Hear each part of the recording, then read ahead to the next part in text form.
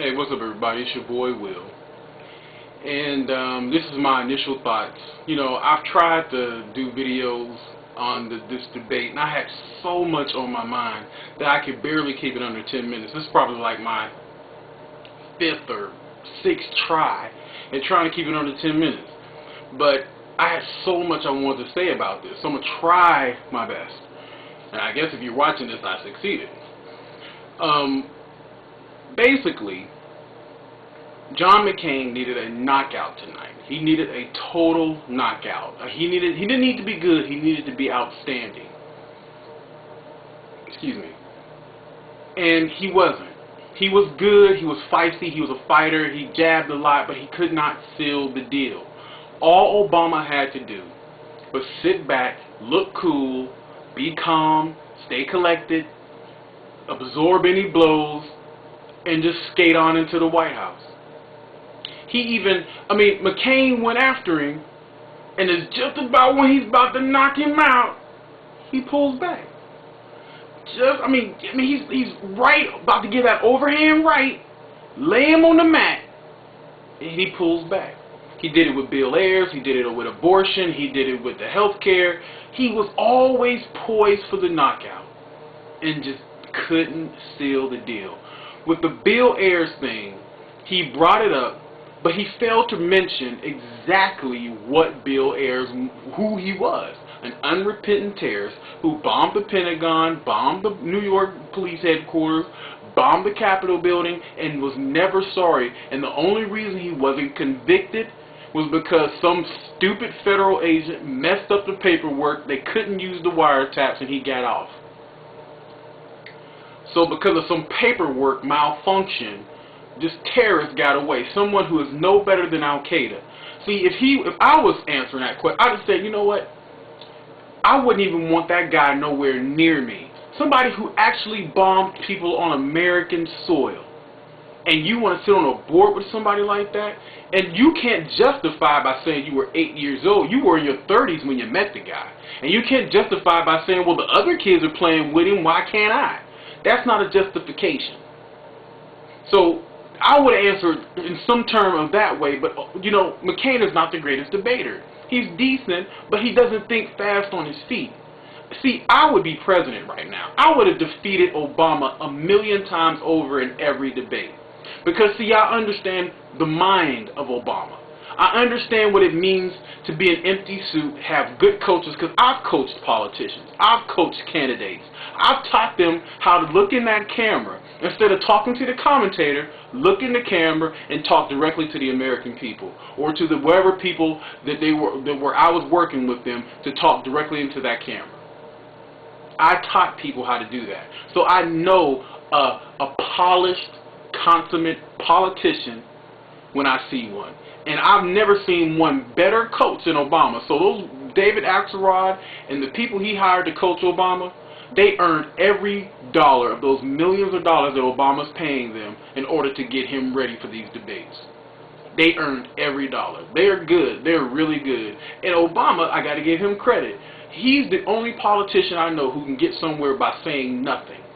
Now, to you people who are novices who don't really follow or know policy, it sounds great because you don't know too much about it. You know, it sounds great because it's coming out of a very, very eloquent mouth, like John McCain said, but you got to listen to the actual words he say. But see, people get caught up in the rhythm of what he says instead of the substance of what he's talking about. If people were smart enough and our education system was better, people would be able to pick out the substance, and Obama would not be where he is.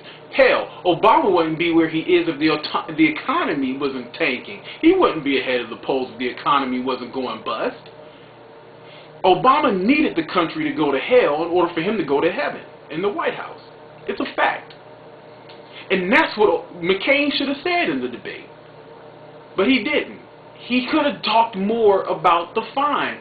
He brought up Joe the plumber, which I thought was hilarious, and Obama just bold-faced pointed to the camera, looked into the camera, and lied about it. You can watch it on YouTube. He really did say spread the wealth. Why would you lie about something that people have talked about and got video of? But that's Obama. He can walk down Pennsylvania Avenue eating a baby, butt naked, molesting another kid, and Obama worshippers and Obama-nites in the press will find some way to excuse it. Because they're just that in the tank for him. McCain was doing a very good job, but not a great job. And I'm sad to say that he may, not necessarily, but may have lost the election tonight. He still has 20 days to make his case. See, what I think McCain was doing was trying to see if putting it out there and hoping that maybe later on he can talk about it and fill in the blanks that he might have missed in the debate. But you can't do that when the press is not on your side. So you have to make your case right then and now. And that's why I think Sarah Palin did such a good job on her debate, because she said, F the questions, I'm talking directly to the American people because I know the press is not on our side. They want Obama to win, so this is my only chance to talk to 60, 70 million people about what I think the country and what direction this country needs to go in. That was brilliant. McCain should have done the same thing. He should have talked to the American people. The reason why I think that that is such an effective thing is because when you do the focus groups, if you watch Frank Luntz or you watch Campbell Brown, what people talk about is theatrics. How Obama looked in the camera, how he mentioned that buzzword that focuses so well, the middle class. How the McCain people can miss that, I'll never know. I'll never know. How can you keep saying working families, my friends, but not miss the most focused group, the most positive word, middle class? Most people think they're middle class because they want to keep up with the Joneses. Nobody wants to be seen as poor, even though they're working poor, living in the suburbs. But everybody wants to be counted as that middle class. And that woman on Frank Luntz said, I'm the middle class, and he looked at me and said, middle class. It's a shame. It's a real shame. But anyway, you know what? I don't know, people. Will this change anybody's minds? No. With the economy and the crapper, I almost cussed. So that lady who told me not to cuss, I almost cussed, but I did cuss. The economy's in the crapper. Obama's going to win simply because the economy's bad. Not because he has great ideas, not because he's the better candidate, it's because of circumstances. So did this debate change anything? No, because circumstances are going to decide this contest, this race, not debates. McCain clearly won the debate. He exposed Obama. And if the press was truly objective, they could fill in the blanks and the American people could decide. But they won't, because they want Obama to win, because they want to report on the first black president.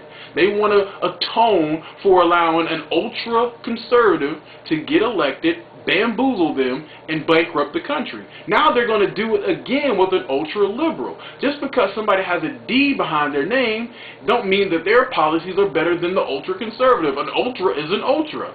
Ultra-liberal, ultra-conservative equals ultra-bad. That's my commentary for tonight. Those are my initial thoughts. And, I'm kind of all over the place, erratic, I know. But, hey, that's my initial thoughts on the debate. I honestly believe that McCain did a good job, but not a great job. I think he won the debate, but it wasn't enough to change the course. I think it's circumstances, not candidates, who are going to decide who wins this election.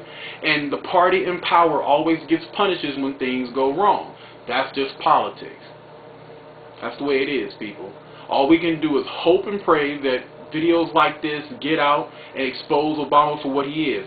A big spending ultra-liberal who is going to bankrupt the country by doing deficit spending, $850 billion or more spending on top of the $700 billion bailout. He's going to tax the heck out of everybody. The 95%, remember 40% of people don't even pay taxes.